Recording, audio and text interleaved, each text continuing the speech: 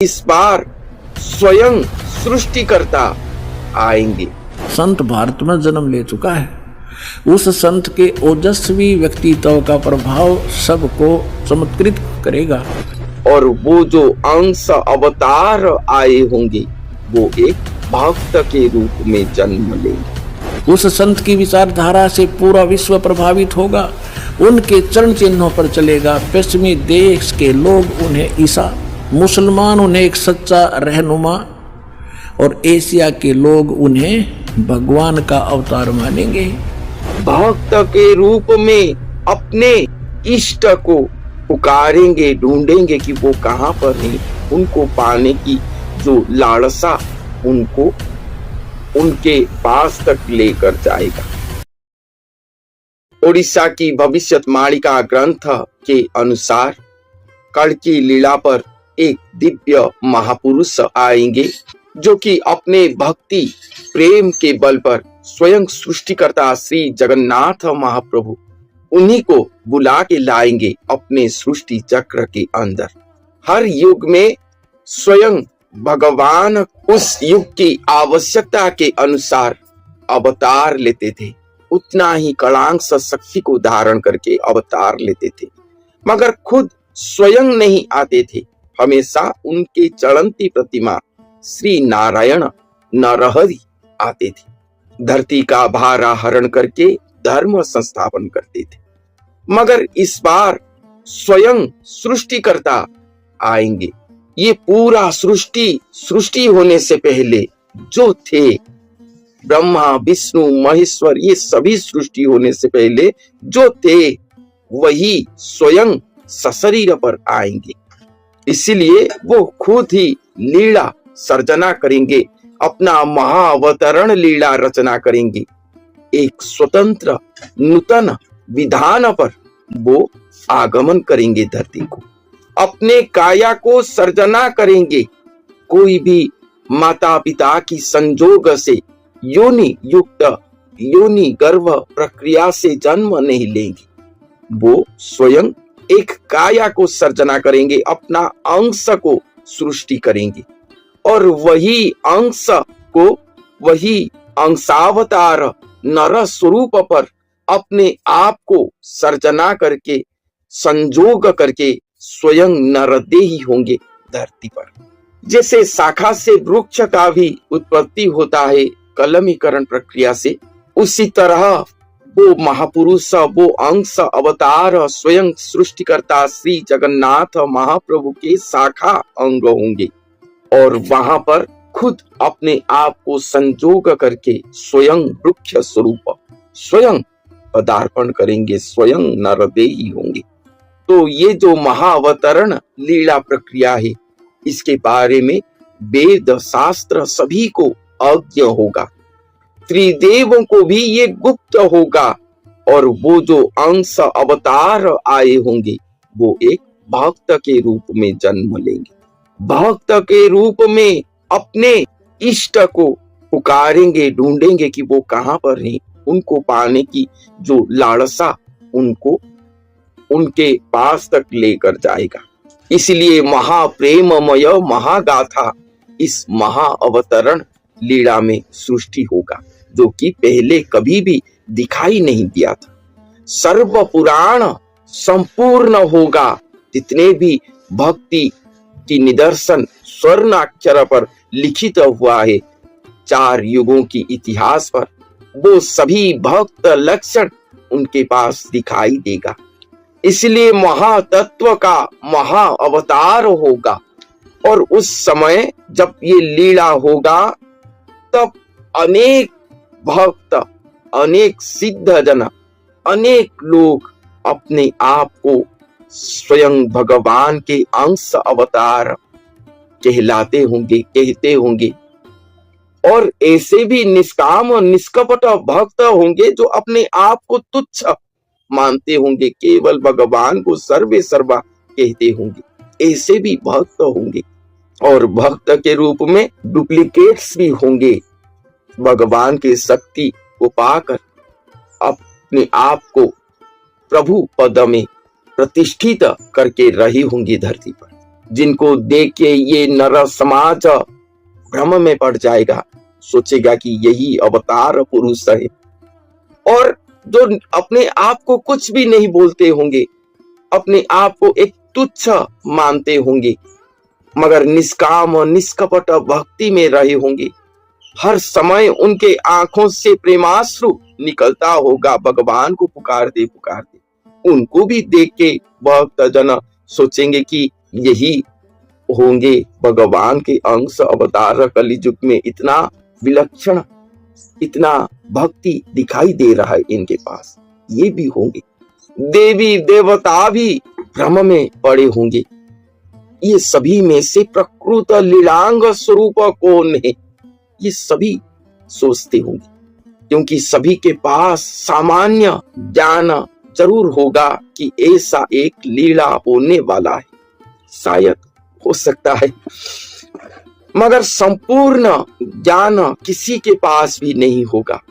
तो कैसे वो भगत पहचाना जाएंगे, कैसे उनको ठाव करेंगे, उसके बारे में संत अच्युतानंद दास जी की अनादि संगीता पुस्तक पर एक सुंदर सा पंक्ति संत ने लिखे हैं, आइए सुनते हैं। सकल शास्त्रे अज्ञात ए चारी वेद को गुप्त, ए कलिजुगे अवतार महिमा जगते प्रचार।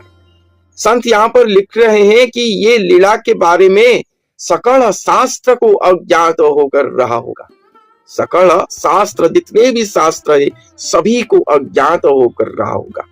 और ये चार वेद, जिसको हम सर्व ज्ञान का उत्पत्ति स्थल कहते हैं, वो चार वेद पर भी ये बात महागुप्त में रहा होगा, जिसको कोई भी समझ नहीं पाएगा। ऐसे गुप्त होकर ये वेद में रहा होगा, मगर किसी को इसके बारे में पता नहीं होगा। यही कलियुग में अवतार होंगे स्वयं भगवान, जो अवतार होने से उनके महिमा प्रचारित होगा, जगत में प्रचार होगा। इस प्रकार से वो अवतरण करेंगे कि उनके महिमा जगत पर प्रचार होगा। मर्त्य भक्त को करी ठाव, धर्म प्रकाशिले दुर्लभ। तो मैंने बोला कि उस समय बहुत सारे लोग अपने आप को प्रभु पद में प्रतिष्ठित करके रहे होंगे कि हम ही वो अंश हैं जिनको माध्यम करके स्वयं सृष्टिकर्ता लीला करेंगे। और कुछ निष्कामी भक्त होंगे जो कि भगवान के प्रेम में डूबे होंगे, मगर इनमें से प्रकृत में अंश अवतार कौन है, स्वयं सृष्टिकर्ता भगवान के प्रकृत अंश अवतार कौन है, उन्हीं को स्वयं सृष्टिकर्ता ही ठाव करेंगे। वो मर्त्य भगत कौन है, वो अनेक नहीं, एक ही होंगे। कोटि कोटि भक्तों के मध्य वो एक ही होंगे, उनको वो ठाव करेंगे। ठाव करके उनके पास धर्म प्रकाश करेंगे, दुर्लभ धर्म प्रकाश करेंगे, जो कि चार युगों में नहीं हुआ है। ऐसा धर्म को प्रकाश करेंगे। ब्रह्मादि त्रिदेवों को गुप्त, दैव देवतादि अज्ञात। वो भगत प्रकृत में कौन है और वो कौन सा धर्म है, जो धर्म के द्वारा स्वयं भगवान अपने आप को सुप्रतिष्ठित करेंगे धरती पर। ये ब्रह्मादि त्रिदेवों को भी गुप्त होकर रहा होगा। दैव देवतादि देवी देवता सभी को अज्ञात होकर रहा होगा। सर्वे दक्षिण आचंबित मर्त्य महिमा भगत। और जब उनको ठाव कर दिया जाएगा, स्वयं अलेख भगवान उनको धारण करने की प्रक्रिया आरंभ करेंगे, तब वो महिमा भगत को देख के सब आचंबित हो जाएंगे। वो महिमा भगत को देख के सब आचंबित हो जाएंगे।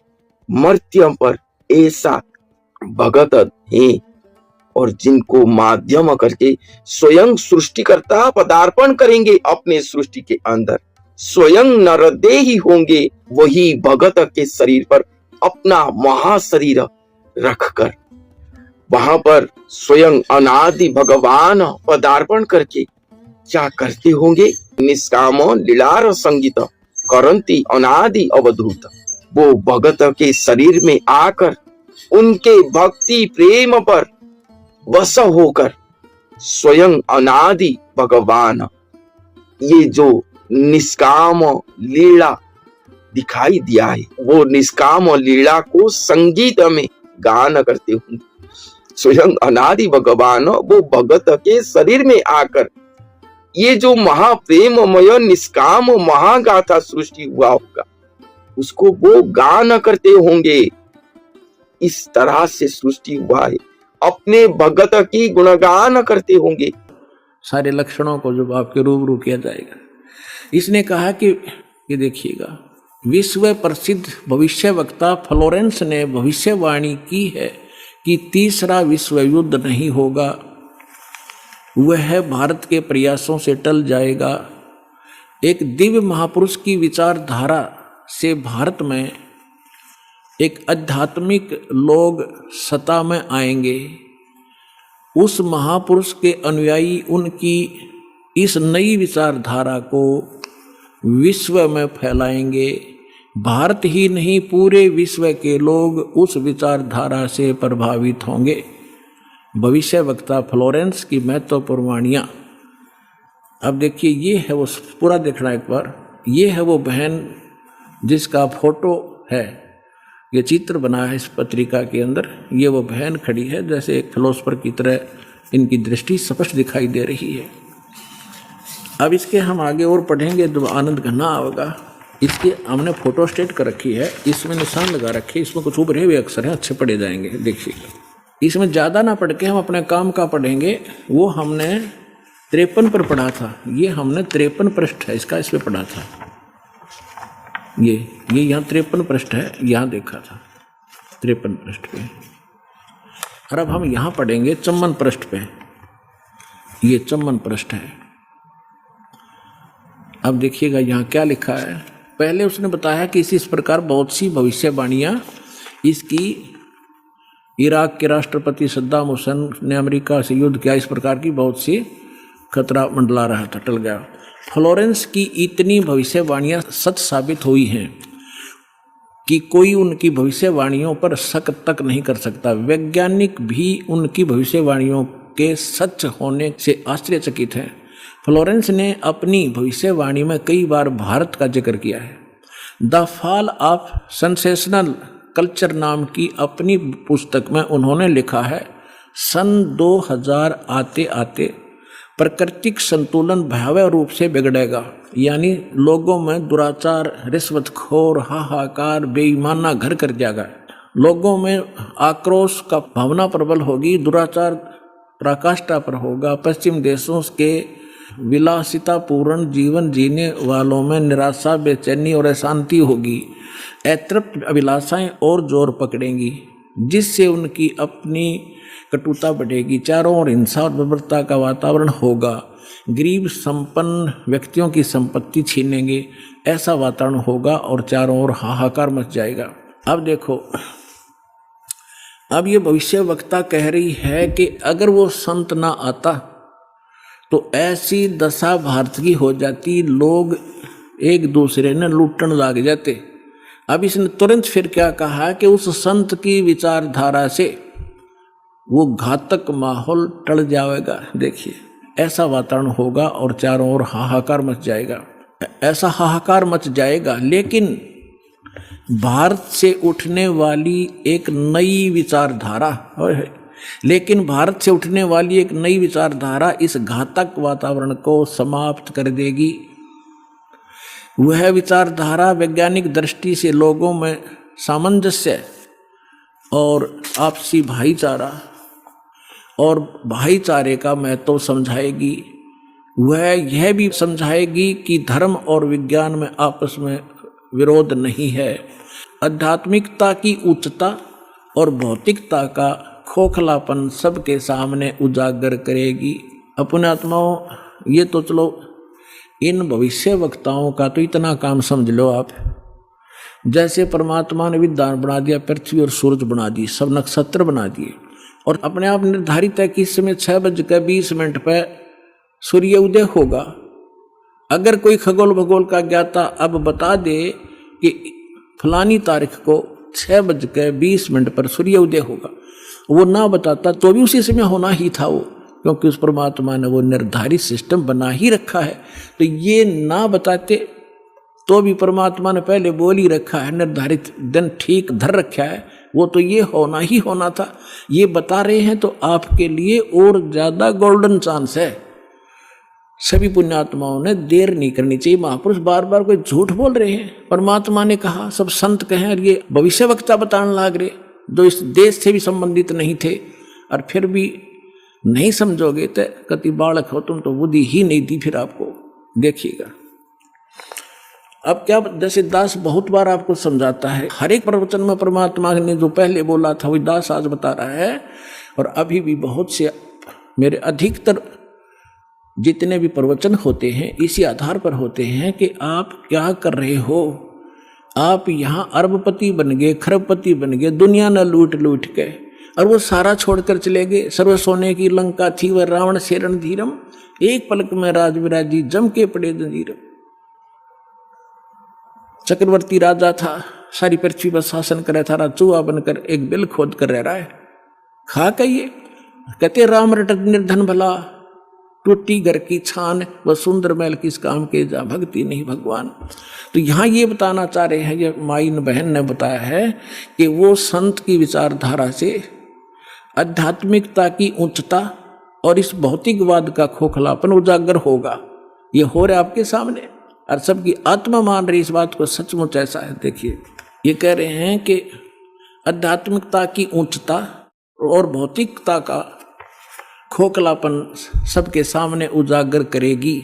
मध्य वर्ग उस विचारधारा से बहुत प्रभावित होगा। आप जितने यहाँ आ रहे हो बिल्कुल मीडियम वर्ग के बच्चे हो सारे, बिल्कुल। और देखो कैसे आप उमड़ उमड़ करा रहे हो, कैसे मान रहे हो दास ने जो बोल दिया फाइनल है, ना किसी को लेना है ना देना है। विवाह एक सिंपल वे से करना है। हम विवाह के ऊपर इतना खर्चा कर देते हैं, फिर आगे सूचक बात पता नहीं कितने कुबाड़ हमने सर पर रख लिए। जब ब्रह्मा विष्णु महेश का ब्याह किया था दुर्गा ने, ना कोई बाती था ना बराती था, ना कोई जलेबी तारे था, ना कोई डीजे बजानिया था। उठाकर कह दिया, ले भाई ब्रह्मा या तेरी पत्नी सावित्री अपना घर बसा बेटा। लक्ष्मी दे दी विष्णु को, ले बेटा या तेरी पत्नी जाओ अपना घर बसाओ। और शंकर जी को पार्वती दे दी, जाओ भाई हो गया ब्याह। अरे बाकी बकवाद तो बेमतलब की है जो हम किया करते थे, अपने सिर पर बोझ धर लिया सारा जीवन इन बकवादों के लिए, जोड़े जाते लुटे जाते यहीं फूक जाते। अब देखिएगा खोखलापन उजागर कर देगी। मध्य वर्ग उस विचारधारा से बहुत प्रभावित होगा। यह वर्ग समाज के सभी वर्गों को अच्छे समाज के निर्माण के लिए उत्प्रेरित करेगा। यह विचारधारा पूरे विश्व में चमत्कारी परिवर्तन लाएगी। मुझे अपनी छठी अतीन्द्रिय शक्ति से ये एहसास हो रहा है कि इस विचारधारा को जन्म देने वाला एक महान संत भारत में जन्म ले चुका है।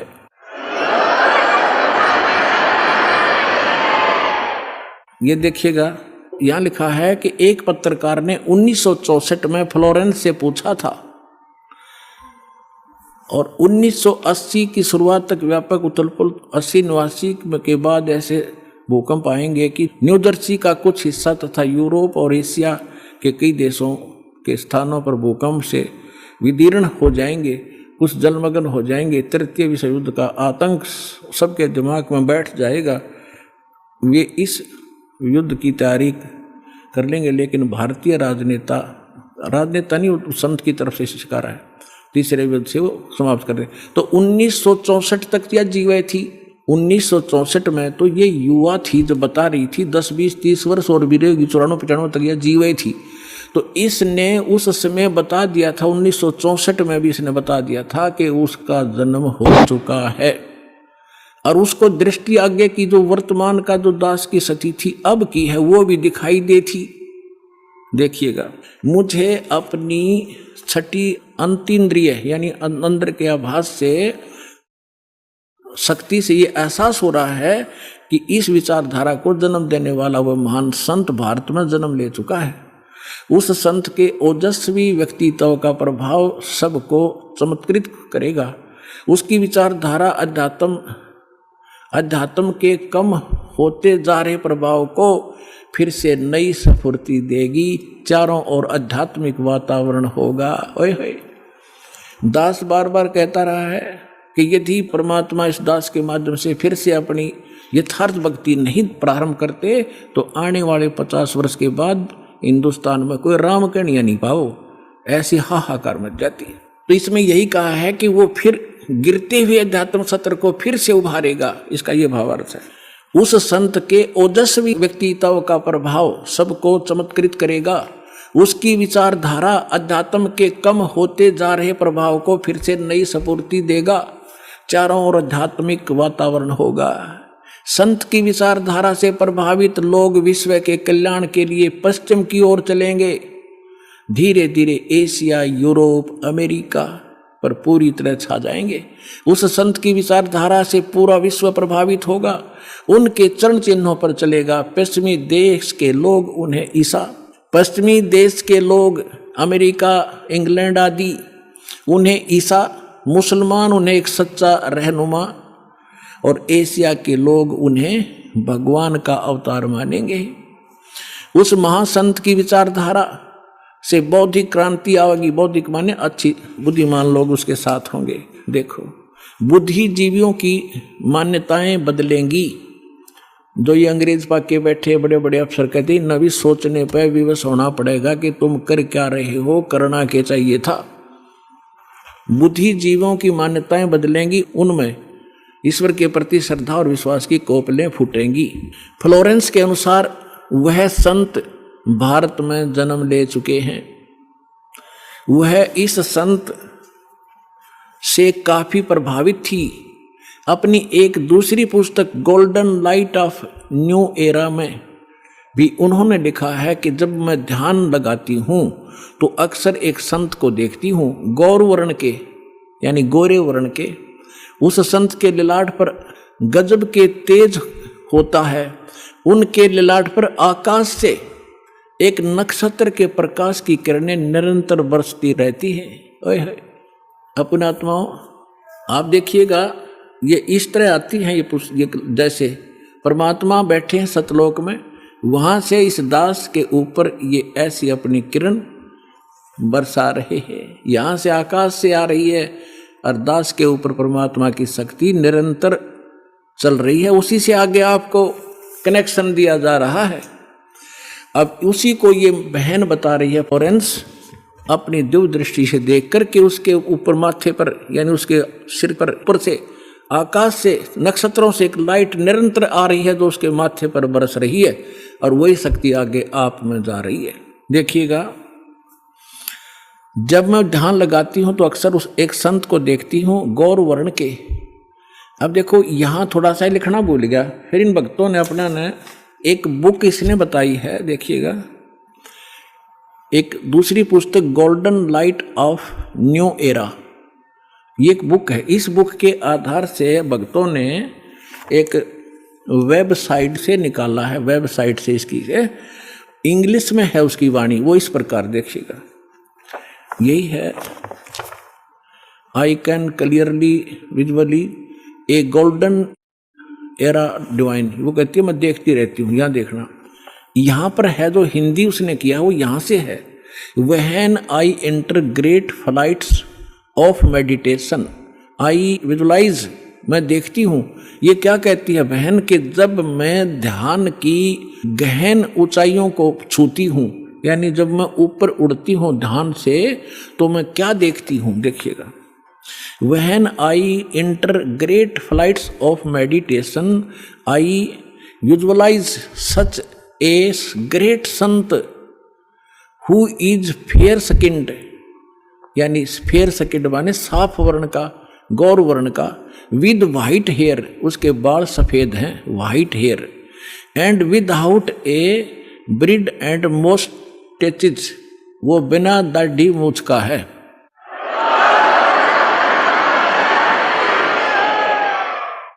और उसके सफेद बाल हैं। दास की इस एज को वो उस समय देख रही थी कि उस समय वो ढूंढा ठावेगा। अब उसी का अंश इसने यहाँ थोड़ा सा कम अनुवाद कर पाया, ये भूल गया होगा।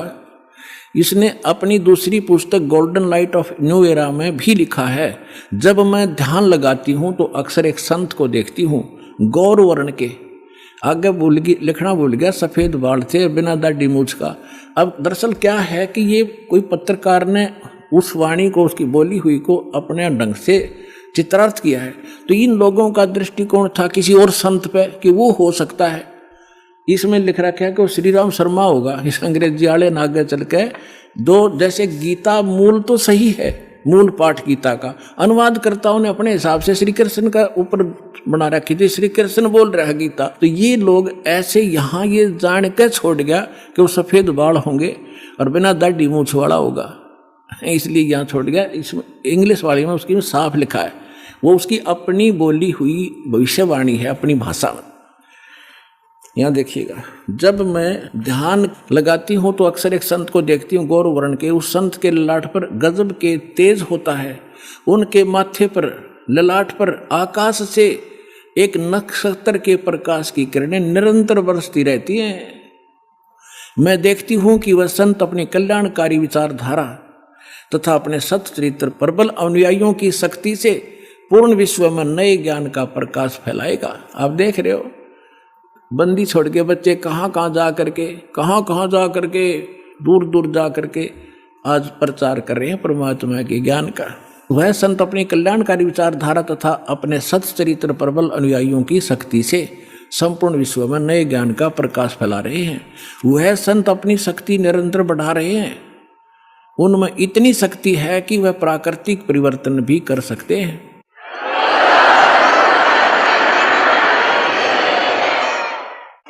वह अपना कार्य वैज्ञानिक ढंग से करेंगे। उनकी कृपा और प्रयत्न से मानवीय सभ्यता में नई जागृति आवेगी। विश्व के समस्त जन समूह में नई चेतना का संचार होगा। लोक शक्ति का एक नया रूप उभर कर सामने आएगा, जो सत्ताधारियों की मनमानियों पर अंकुश लगा देगा। जो राजा लोग अपनी मनमानी बकवाद करते हैं, उस संत के अनुयायी उनको विवश कर देंगे कि बंदे बनकर रहो, बकवाद बहुत दिन कर ली तुमने।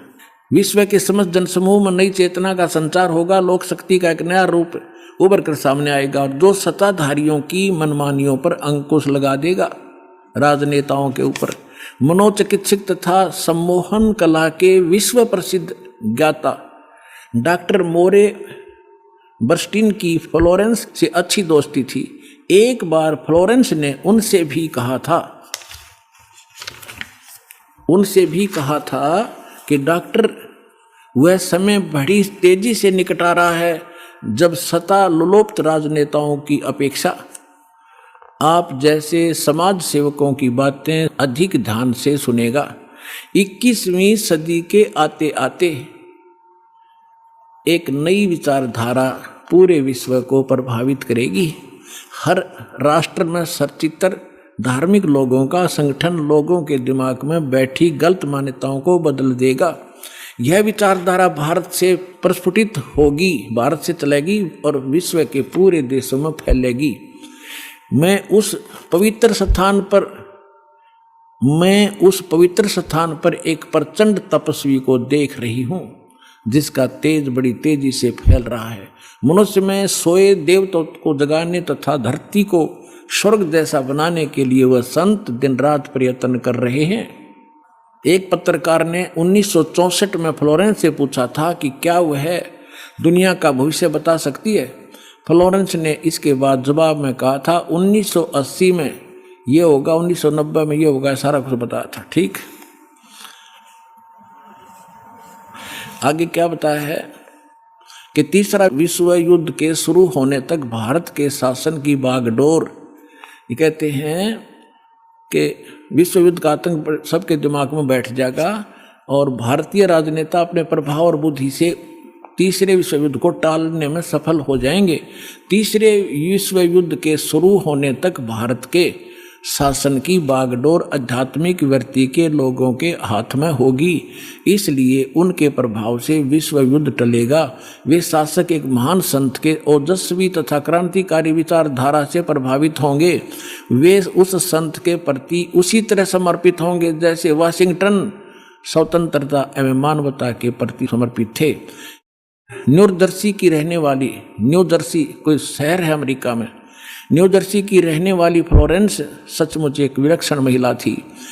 एक बार नोबेल नामक एक व्यक्ति ने, इसने ये बताना चाहा, पत्रकार ने दिखाना चाहा है कि एक पत्रकार था अमेरिका का और वो इसका इंटरव्यू ले रहा था और वो इंटरव्यू टीवी पर चला रखा था डायरेक्ट लाइव। ये पूछ रहा कि तो आप एक संत के बारे में तो बहुत बता रही हो, लेकिन मेरे बारे में बताओ कुछ। जो प्रकरण इतना ही इसमें ना पढ़ के मैं वैसे बता दूं, जल्दी निमट जाएगी बात। तो फ्लोरेंस ने कहा कि तेरे विषय बताऊं।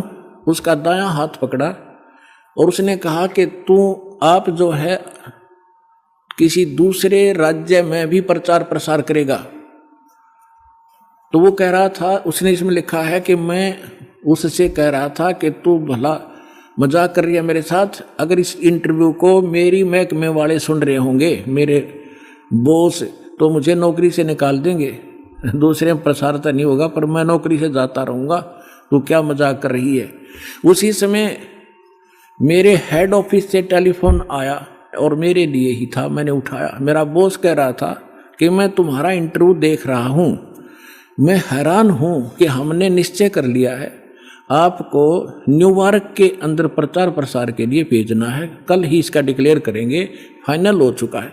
मैं हैरान हूँ, तुम्हारा इंटरव्यू मैं सुन रहा हूँ कि फ्लोरेंस को कैसे पता चला और आप जल्दी आ जाइए, आपको वहाँ भेज रहे।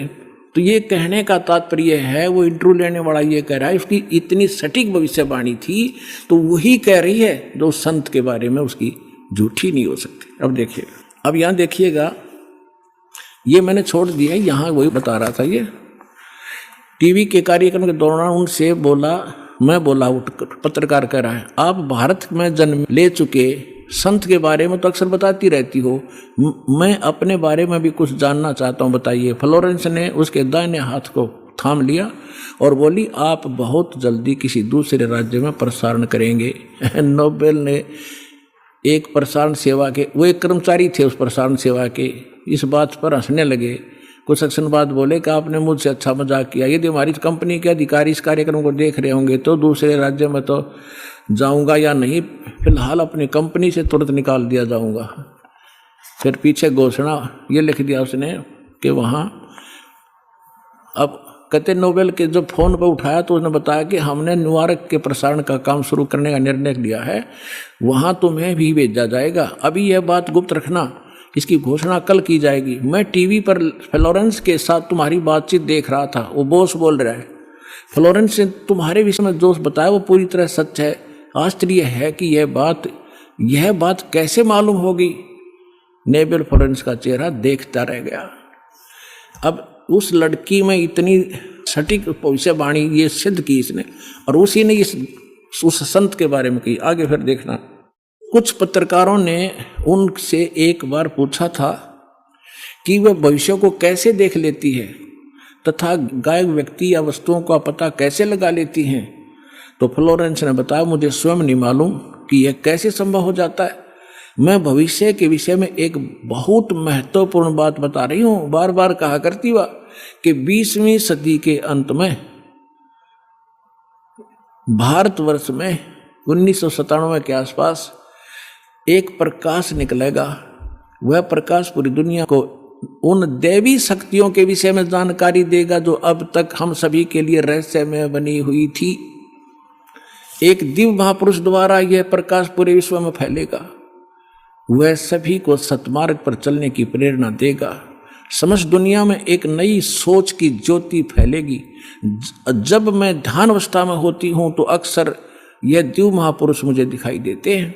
फ्लोरेंस ने एक बार कहा, इस संत या दिव्य महापुरुष का जिक्र किया है, साथ ही यह भी बताया है कि उत्तरी भारत के एक पवित्र स्थान पर वह मौजूद है, बरुआला में।